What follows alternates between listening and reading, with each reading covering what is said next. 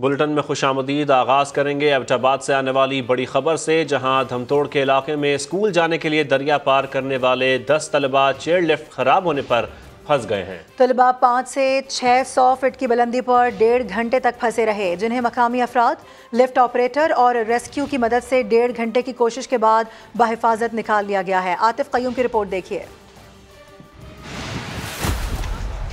एबटाबाद के इलाके धमतोड़ में चेयर लिफ्ट स्कूल के बच्चों को लेकर जा रही थी कि आधे रास्ते में पहुंचकर खराब हो गई। मेहरबानी आपसे गुजारिश है कि आला काम तक हमारी ये बात भिजवाएं। लिफ्ट की खराबी के बायस 10 तलबा 500 से 600 फीट की बुलंदी पर 1.5 घंटे तक फंसे रहे।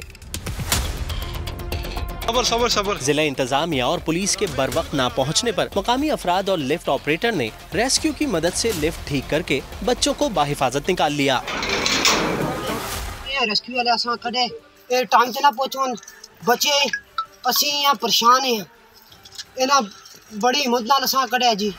रेस्क्यू हुक्काम के मुताबिक लिफ्ट एक रस्सी टूट जाने के बायस फंस गई थी, जिसे अब ठीक कर दिया गया है। तो ये रिपोर्ट आपने देखी आतिफ कयूम की, और हम आपको बता रहे हैं कि एबटाबाद में धमतोड़ के करीब चेयर लिफ्ट की एक रस्सी टूटने से 10 बच्चे 5 से 600 फुट की बुलंदी पर फंसे रहे हैं। इसी पर बात भी कर लेते हैं। आतिफ कयूम हमारे साथ मौजूद हैं। आतिफ, बताइएगा इस हवाले से अभी की क्या अपडेट है और ये कितना खतरनाक सफर है? इस वक्त मैं मौजूद हूँ ये धमतोड़ के मकाम के ऊपर। यहाँ पे चेयर लिफ्ट जो है सुबह बच्चों को स्कूल लाते हुए फंस गई थी। 10 स्कूल के बच्चे जो थे इसमें सवार थे, जो कि गर्ल्ड हॉक से धमतोड़ की तरफ आ रहे थे और वो यहाँ पे फंसे रहे।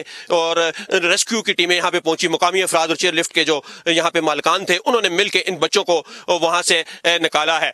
ये बताता चलूँ कि अभी इस चेयर लिफ्ट को जो है वो सील कर दिया गया है। पुलिस ने जो है इस वक्त जो चेयर लिफ्ट का यहाँ पे मालिक और ऑपरेटर था, उसको भी हिरासत में ले लिया है। एहलियान हलाका से जब हमारी यहाँ पे बातचीत हुई तो उनका यही कहना है कि ये गुज़श्ता 5 सालों में ये तीसरा वाक़या है कि ये चेयर लिफ्ट जो है यहाँ पे फंसी थी। जी ठीक है आतिफ, बहुत शुक्रिया आपका। अब सियासी मंजरनामे से खबर है। वज़ीर आज़म शहबाज शरीफ ने इमरान खान के हालिया इंटरव्यू को पार्लिमानी जमहूरियत पर हमला करार दे दिया है। इमरान खान के हालिया इंटरव्यू पर सख्त रद्द अमल देते हुए वज़ीर आज़म ने ट्वीट किया कि इमरान खान मुल्क की बुनियादें कमज़ोर करने से बाज नहीं आ रहे। उनकी सियासत का मकसद सिर्फ अपने इक़्तिदार के लिए रास्ता बनाना है। इमरान खान के साबिक army chief general Qamar Javed Bajwa पर सख्त इल्जामात। वज़ीर आज़म ने ट्विटर बयान में कहा कि इमरान खान का हालिया बयान पार्लिमानी जमहूरी निज़ाम पर हमलों का तसलसल है। अपने मफाद के लिए इमरान खान मुल्क की बुनियादें कमजोर करने से बाज नहीं आ रहे। वज़ीर आज़म शहबाज शरीफ ने कहा कि इमरान खान की सियासत का मकसद फकत इक्तदार का हुसूल है। उधर मुस्लिम लीगी रहनुमा अता तारड़ ने इमरान खान को चैलेंज दिया कि जुर्रत है तो असेंबलियां तोड़ कर दिखाएं। पंजाब में भी असेंबली नहीं तोड़ेगा, ये केपी में भी असेंबली नहीं तोड़ेगा। मोने सिलाई और उसके बाप ने अरबों रुपए एडवांस लिए हुए हैं। अगर हिम्मत है तो तोड़े पंजाब असेंबली। इलेक्शन वक्त पे होने हैं। फौरी इलेक्शन के मुतालबे पर हुकूमती इत्तेहाद इमरान खान को पहले ही टका सा जवाब दे चुका है। हुकूमती इत्तेहाद की तरफ से इमरान खान को फेस सेविंग देने से दो टोक इनकार करते हुए ये भी याद दिलाया गया है कि मुज़ाकरात इमरान खान की जरूरत है, हुकूमत की नहीं। असेंबलियां 4 माह तक नहीं टूट सकती। वज़ीर आला पंजाब चौधरी परवेज इलाही ने बता दिया। बेटे मोनस इलाही के जनरल बाजवा से मुतालिक बयान की भी तस्दीक कर दी। कहा पीटीआई से वजारत आला की ऑफर मिलने के बाद बाजवा साहब से मशवरा किया था और उसके बाद पीटीआई की ऑफर कबूल की थी। जबकि वज़ीर ख़ारजा बिलावल भुट्टो ज़रदारी का कहना है कि ये बात साबित शुदा है कि इमरान खान झूठ बोलते हैं। उनके इक़्तिदार से जाने में अमेरिका का कोई किरदार नहीं था। पाकिस्तान की तारीख में पहली बार ऐसा हुआ है कि हुकूमत जमहूरी तरीके से घर भेजी गई है। अल जज़ीरा को इंटरव्यू में बिलावल भुट्टो ने मज़ीद क्या कहा, आपको दिखाते हैं। और अभी आपको बताएं, वज़ीर आज़म शहबाज शरीफ मंगला डैम के दौरे के लिए रवाना हो गए हैं। वज़ीर आज़म मंगला डैम के यूनिट 5 और 6 की बहाली के मंसूबों का इफ्तिताह करेंगे। मंगला डैम की तजदीद बहाली का मंसूबा USAID और हुकूमत पाकिस्तान के ताउन से जारी है। आपको बताएं, वज़ीर आज़म शहबाज शरीफ मंगला डैम के दौरे के लिए रवाना हो गए हैं, जबकि वज़ीर आज़म मंगला डैम की यूनिट्स 5 और 6 की बहाली के मंसूबों का इफ्तिताह करेंगे। मंगला डैम की तजदीद और बहाली का मंसूबा USAID और हुकूमत पाकिस्तान के ताउन से जारी है। और अब ये खबर के साबिक वज़ीर-ए-आज़म शाहिद खाकान अब्बासी ने एक मरतबा फिर नैब को ख़त्म करने का मुतालबा कर दिया। बोले हमारा मुजरिम नैब का साबिक चेयरमैन है। आजकल एतराफ़ का ज़माना है। जावेद इकबाल भी इसका एतराफ़ कर लें कि जितना नुकसान उन्होंने और नैब ने इस मुल्क को पहुँचाया किसी और ने नहीं पहुँचाया। इमरान खान ने, जस्टिस जावेद इकबाल ने, दूसरे जो इमरान खान के हवारी थे, इन्होंने 4 साल पूरा जोर लगाया। एक पैसे की करप्शन पाकिस्तान मुस्लिम लीग नून की हुकूमत की नहीं उनको मिल सकी। ये जैली मुकदमे बनाए, अदालतों में कोई सबूत नहीं आ सका। आज जो मुल्क की मईशत है, जो मुल्क के हालात हैं, उसमें बहुत बड़ा अमल दखल इस खराबी के अंदर नैब का है और हमारा मुजरिम नैब का चेयरमैन जस्टिस जावेद इकबाल है। आजकल इतराफात का बड़ा मौसम है। जस्टिस जावेद इकबाल साहब भी ये फरमा दें कि ये झूठे केस उनसे किसने बनवाए थे। आज भी कोई सरकारी अफसर काम करने को तैयार नहीं है। वो कहते हैं कि मैंने कल नैब के मुकदमे नहीं भुगतने। काबीना जो मर्जी फैसला करे, वज़ीर-ए-आज़म जो मर्जी फैसला करे, वजीर जो मर्जी कहे, आज मुल्क का निज़ाम नहीं चलेगा। मैं 12 कह चुका हूँ कि अगर आपने मुल्क चलाना है तो इस इदारे को ख़त्म करें। हुकूमत ने मईशत को इस्तेकाम दिया है। मामलात जो हैं ये एक दिन में हल होने वाले नहीं है। पाकिस्तान को डिफॉल्ट से बचाया है। मुश्किल फैसले करने हैं, मजीद भी करने पड़ेंगे। उन्हीं से मईशत आगे बढ़ी थी, वहीं पे महंगाई का हल है। और आपको बताएं, Lahore high court Rawalpindi bench में तहरीक इंसाफ के धरनों के खिलाफ दरखास्तों पर समाअत हुई है। अदालत ने कहा कि 26 नवंबर को खिताब में असद उमर ने अदालतों को स्कैंडलाइज किया और अदलिया के खिलाफ तौहीन आमेज अल्फाज इस्तेमाल किए। उनकी तकरीर को देखेंगे। उन्होंने मजीद रिमार्क्स दिया, आर्टिकल 14 के तहत किसी इदारे शख्सियत को मुतनाज़ा नहीं बनाया जा सकता। अदालत को इख्तियार है कि आर्टिकल 204B के तहत सज़ा दी जा सकती है। अदालत ने PTI रहनुमा असद उमर को 7 दिसंबर को तलब भी कर लिया है। इसके साथ साथ अदालत ने असद उमर का वीडियो बयान और ट्रांसक्रिप्ट भी तलब किया है। पहले असद उमर की 26 नवंबर के जलसे में की गई तकरीर देखेंगे। असद उमर ने 26 नवंबर के जलसे में अदालतों को स्कैंडलाइज किया है, ऐसे रिमार्क्स दिए गए हैं अदालत की जानिब से। इसी पर मजीद बात करेंगे। समा के नुमाइंदे नईम जंजुआ हमारे साथ मौजूद हैं। नईम, बताएगा इस समाअत के हवाले से। जी बिल्कुल, PTI के जो एहतजाजी धरने थे उनके खिलाफ दायर दरखास्तों पे आज लाहौर हाईकोर्ट रावलपिंडी बेंच में समाअत हुई थी। समाअत जो है वो जस्टिस जवाद हसन ने की है। दौरान समाअत अदालत का ये कहना था कि पहले जो है वो कोर्ट असद उमर की 26 नवंबर की जलसे में की गई जो तकरीर है उसको देखी, क्योंकि असद उमर ने 26 नवंबर के जलसे में अदालत ठीक है। तफसील के लिए बहुत शुक्रिया नईम। और गिरफ्तारी का खौफ, PTI रुकन असेंबली फजल इलाही अदालत में पेश हो गए हैं। पेशावर की मकामी अदालत ने जमानत कबल अज़ गिरफ्तारी की दरख्वास्त मंजूर कर ली है। बात कर लेते हैं अपने नुमाइंदे सज्जाद हैदर से। सज्जाद, बताइएगा मजीद। जी बिल्कुल, आज रुकन सूबाई असम्बली तहरीक इंसाफ के फजल इलाही, साबिक जिला नाजिम और PTI सिटी के डिस्ट्रिक्ट के जो है दीगर अहदेदारान जो थे वो आज अदालत में पेश हुए। पुलिस की जानिब से रेड जोन की खिलाफ वर्जी और इधर रियासी इदारों के खिलाफ वर्दसराई के ऊपर जो है इनके खिलाफ जो है मुकदमा दर्ज किया गया था, जिसके बाद जो है फजल इलाही की गिरफ्तारी के लिए जो है पुलिस ने जो है डिप्टी स्पीकर से भी रब्ता किया था। उसके बाद जो है आज जो है फजल इलाही जो है जमानत के लिए मकामी अदालत में पेश है। बेहद शुक्रिया। मनसूबाबंदी के वफाकी वजीर एहसन इकबाल का कहना है कि हालिया सैलाब से मुल्क को $30 अरब का नुकसान पहुंचा। कुदरती आफत से निमटने के लिए पूरा मुल्क एक हो गया। पाकिस्तान डिजास्टर मैनेजमेंट ने बेहतरीन काम किया। मुसल्लह अफवाज, तमाम इदारों, सिविल सोसाइटी और हुकूमत ने मिलकर काम किया। मुश्किल वक्त में दोस्त ममालिक ने भी भरपूर साथ दिया। आफत ने $30 बिलियन प्लस पाकिस्तान को नुकसान पहुंचाया है। जिस तरीके से सिविल महकमों ने, हमारे तीनों सर्विसेज ने, हमारी सूबाई हुकूमतों ने, हमारे प्राइवेट सेक्टर ने, हमारे ह्यूमैनिटेरियन ऑर्गेनाइजेशन, सिविल सोसाइटी ने, इसी तरह जो फ्रेंड्स ऑफ पाकिस्तान थे, इन सब की एफर्ट्स को जब पॉजिटिवली सिनर्जाइज किया गया तो उसका कलेक्टिव इम्पैक्ट इतना मौसर था कि हम इस आफत के नुकसानात को बड़ी हद तक मिटिगेट कर सके। अभी आपको बताएं कि लाहौर समेत पंजाब में स्मोग और माहौलियाती आलूदगी के बायस गुज़िश्ता 4 माह के दौरान 1 करोड़ से ज़ायद मरीजों ने अस्पतालों का रुख किया है। 90 लाख से ज़ायद सीने और फेफड़ों के इन्फेक्शंस में मुब्तला थे। सिर्फ नवंबर में 25 लाख से ज़ायद मरीज सामने आए हैं। रिपोर्ट कर रहे हैं लाहौर से दानियाल उमर। लाहौर समेत पंजाब के शहरों में जहरीली हवा, गले में तकलीफ, सीने और फेफड़ों के इन्फेक्शन की बीमारी सबसे ऊपर। महकमा सेहत पंजाब के होश रुबा इदादोशुमार ने खतरे की घंटी बजा दी। गुज़श्ता 4 माह के दौरान सांस की तकलीफ में मुब्तला 1 करोड़ से जायद मरीज अस्पतालों में रिपोर्ट हुए, जिसमें सीने और फेफड़ों के इन्फेक्शन के 90 लाख से जायद मरीज थे। अस्थमा के 6.25 लाख से जायद, खांसी के 2 लाख के करीब मरीज पंजाब के अस्पतालों में पहुँचे। माहिरीन कहते हैं मास्क के इस्तेमाल में लापरवाही ना बरतें। मास्क पहने, हेलमेट पहने, नहीं पहन सकते तो ग्लासेस वेयर करें, गॉगल वेयर करें। घर को अगर आप साफ करते हैं तो गीले कपड़े से साफ करें सो दैट मिट्टी ना उड़े। एदाद-ओ-शुमार के मुताबिक स्मोक से सबसे ज्यादा मरीज लाहौर से रिपोर्ट हुए। दानियाल उमर, समा, लाहौर। लाहौर में फ़ज़ाई आलूदगी छटने की बजाय आने वाले दिनों में मजीद बढ़ने के इम्कानात हैं। शहर की सड़कों की क्या सूरत हाल है, अहवाल बताएंगे आयशा अता। आज आपको लाहौर की सड़कों की सैर करवाते हैं। वो कहते हैं ना खाक छानना, मगर आज हम सड़कों पर स्मोक छानेंगे।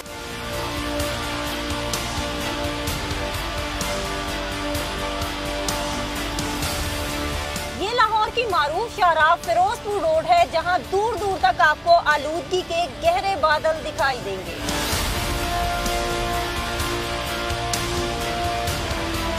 इस वक्त हम केनाल रोड पर मौजूद हैं और आप देख सकते हैं कि दोनों इतराफ में घने दरख्त मौजूद हैं, लेकिन फिजा जो है वो आलूदा है यहाँ भी और मतला साफ नहीं है।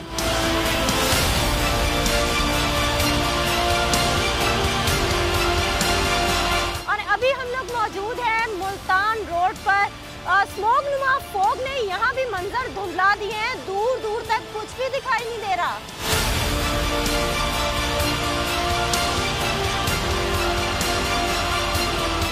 हम मौजूद हैं गार्डन टाउन की एक मारूफ शाहराह पर, जहां से रोजाना सैकड़ों नहीं बल्कि हजारों गाड़ियों का गुजर होता है।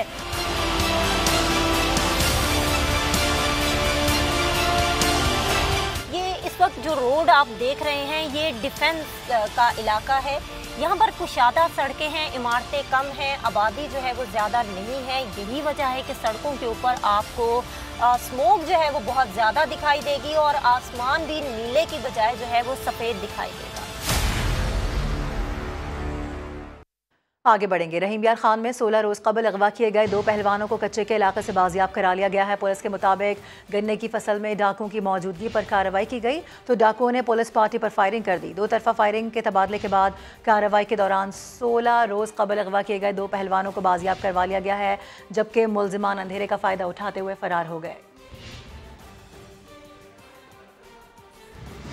और आपको बताएं, कराची में कातिल डाकुओं ने एक और नौजवान की जान ले ली। अख्तर कॉलोनी के करीब फायरिंग करके 30 साला खुरम को कत्ल कर दिया, जबकि लांडी सेक्टर 36B में घर की दहलीज पर बैठे 2 शहरियों को लूट लिया गया।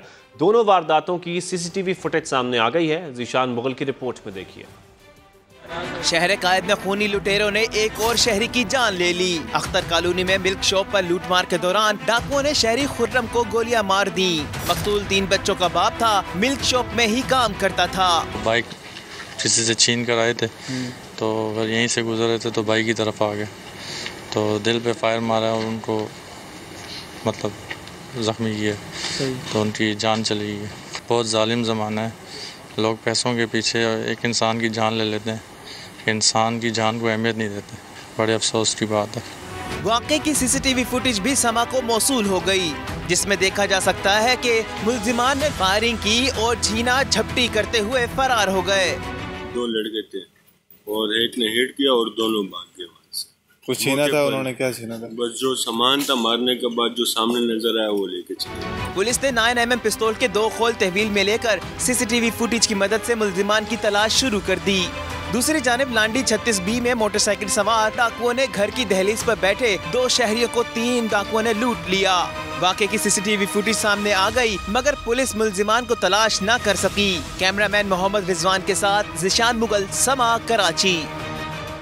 सिंध के वज़ीर मेहनत और अफरादी क़ुव्वत सईद गनी कराची के जमशेद जोन में मुख्तलिफ मनसूबों के इफ्तिताह के बाद मीडिया से गुफ्तगू कर रहे हैं। आपको बराह रास्त दिखाते हैं कि हमने जिस मकसद के लिए जिद्दोजहद की है, सारी ज़िंदगी के सियासत में मुदाखलत नहीं होनी चाहिए। आज हम कम अज़ कम ये कह सकते हैं कि वो इदारे के आर्मी चीफ हों या DGISI वो सब कहते हैं कि हमने मुदाखलत ना करने का फ़ैसला कर लिया। एक मिनट, ये खातून कर लें।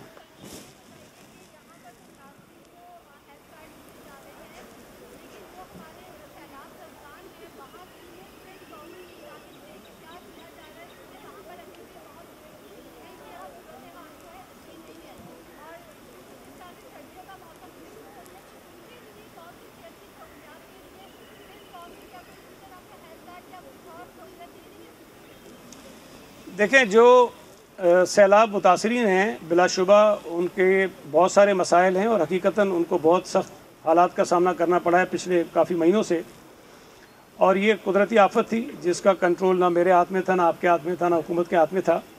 लेकिन उनको रिलीफ देने के लिए सिंध हुकूमत ने, मैं समझता हूँ कि जितना शायद हमारे पास वसाइल हैं, हमने उससे ज़्यादा आगे बढ़कर जो प्लान किया हुआ है वो कर रहे हैं। एक तो इमीडिएटली जो रेस्क्यू के तौर पर काम हो सकते थे वो हमने किए, राशन वाशन दे सकते थे वो हमने दिया, लेकिन अब हम रिहेबिलिटेशन और रिकन्स्ट्रक्शन के मराइल में हैं। और सिंध हुकूमत ने ये फ़ैसला किया है कि जिन लोगों के घर मुकम्मल तौर पर तबाह हो गए हैं, और इंटरेस्टिंगली पहले जो हम समझ रहे थे कि ज़्यादा घर वो होंगे जो पार्शली डैमेज हुए होंगे, जो थोड़े बहुत मुतासर होंगे, लेकिन जब पूरा सर्वे हुआ है मुकम्मल तौर पर तबाह होने वाले घर हैं उनकी तादाद ज़्यादा है।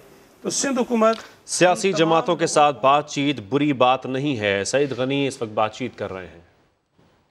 आगे बढ़ेंगे। अफगानिस्तान में पाकिस्तान के नाज़िमुल उमूर उबैद निज़ामानी इस्लामाबाद पहुंच गए हैं। दफ्तर ख़ारजा ने नाज़िमुल उमूर को अहम मामलात पर मुशावरत के लिए पाकिस्तान बुलाया था। तो ये अहम अपडेट सामने आ रही है। आपको बताएं कि अफगानिस्तान में पाकिस्तान के नाज़िमुल उमूर उबैद निज़ामानी इस्लामाबाद पहुँच चुके हैं। उबैदुर रहमान निज़ामानी पर गुज़िश्ता हफ्ते काबुल में हमला किया गया था। इसी पर मज़ीद बात करेंगे। समा की नुमाइंदा सुमेरा खान हमारे साथ मौजूद है। सुमेरा, आगाह कीजिए। जी बिल्कुल, हमारे हेड ऑफ मिशन जो अफगानिस्तान में है काबुल स्टेशन पर, उबैद निज़ामानी जो पिछले हफ्ते बाल बचे हैं एक कातलाना हमले में, उनको इस्लामाबाद वापस बुला लिया गया है। वक्त का अभी दफ्तर ख़ारजा की जानिब से दरख्वास्त की गई कि वक्त न जाहिर किया जाए कि वो किस वक्त आए हैं, मगर बहुत अहम मुशावरत उनके साथ करनी है। उनके कुछ बयानात भी दफ्तर ख़ारजा में रिकॉर्ड होने हैं और इस हवाले से उनका जो बयान है वो खासी अहमियत का हामिल होगा, क्योंकि दाइश ने रिस्पॉन्सिबिलिटी क्लेम की है इस हमले की, मगर इसमें टीटीपी का जो अंसर है वो उसको इग्नोर नहीं किया जा सकता।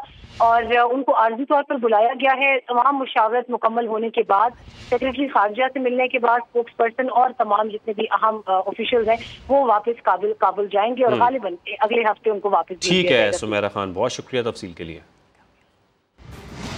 और अभी आपको बताएं कि कराची का ज़िला गरबी बहुत से मसाइल का शिकार है। उनमें पानी की अदम फराहमी सबसे बड़ा मसला है। औरंगी टाउन के इलाके में पानी की कमियाबी के बारे में बता रहे हैं खुर्शीद आलम इस रिपोर्ट में।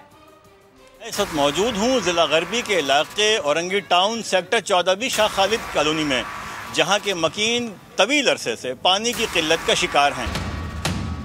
35 साल से डब्बा से पानी भर रहे हैं और आज तक पानी का मसला ही है। यहाँ पर पानी आता 16-18 दिन में एक दफ़ा, आधा घंटा। आधा घंटा पानी देता है, वो भी 10-15 मिनट गंदा पानी आता है। बताइए हम लोग क्या करें, खरीद के कहाँ से पिएंगे। आधा घंटा पानी बहुत मुश्किल से आता है। उसके अलावा यहाँ पे जो है ना, ये बोरिंग का पानी से आदमी गुजारा करता है, जिसका नहीं होता टैंकर डलवाता है। पीने के लायक बोरिंग का पानी नहीं है, महकने वाला पानी है, और इसी ये पी के आज बच्चे बीमार हो रहे हैं। जिन्हें वोट दिया था वो तो हमारी तरफ अब देखते भी नहीं, वोट दे लिया वो हमें भूल गए। औरंगी टाउन सेक्टर 14B के मकीनों का वाहिद सहारा ये पाइप हैं, जिसमें बोरिंग का नमकीन पानी आता है। ये आबादी बरसों से मीठे पानी से महरूम है। कैमरामैन मोहम्मद आतिफ के साथ खुर्शीद आलम, समा, कराची।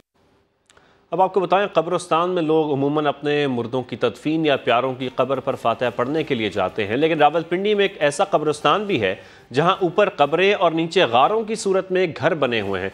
कब्रों के ज़ेरे साया गारों के इन मकीनों पर देखिए असलम खोकर की रिपोर्ट।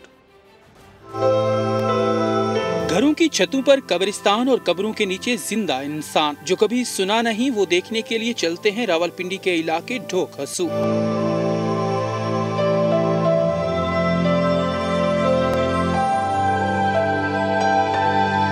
तो लगता है ना कि इसी जमीन में हमने भी जाना है। कब्रें तो यही पैगाम देती हैं कि देखो मुझे जो दीदाए इबरत निगाह हो, लेकिन नालालाई के रास्ते में बने ये गारनुमा घर ज़ेरे जमीन ही नहीं ज़ेरे कब्रिस्तान भी हैं। मुल्क के चौथे बड़े शहर में कई दहाइयों से मुफ्त की ये रिहाइश है परदेसी मेहनत कशों की।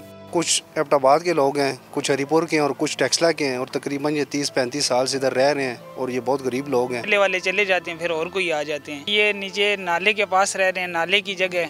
बिजली पानी गैस के बगैर मकीन महंगाई और मसाइल ज़दा तो हैं ही, लेकिन हर साल जब नाला लई बिफरता है तो ये गार मोहल्ला भी उजड़ जाता है। हम लोग बहुत तंग है, यहाँ पे पानी आता है, नुकसान होता है हमारा बहुत सारा, लेकिन मजबूरी है, गरीबत है बहुत ज़्यादा। बहुत मसाइल है, मिट्टी का तेल जलाते हैं वो भी अभी बहुत महंगा है। जो कोई अपने आबाई इलाके वापस चला जाता है वो शहर में किसी नए आने वाले को ये गार घर मुफ्त में दे जाता है। जदीद और तरक्की याफ्ता ज़माने में पत्थर के ज़माने जैसी ये जिंदगी माजी की दास्तां ही बयान नहीं कर रही, मुस्तकबिल के मसाइल का इंदिया भी दे रही है। कैमरामैन ज़ियाफत अब्बासी के साथ असलम कोकर, समा, रावलपिंडी।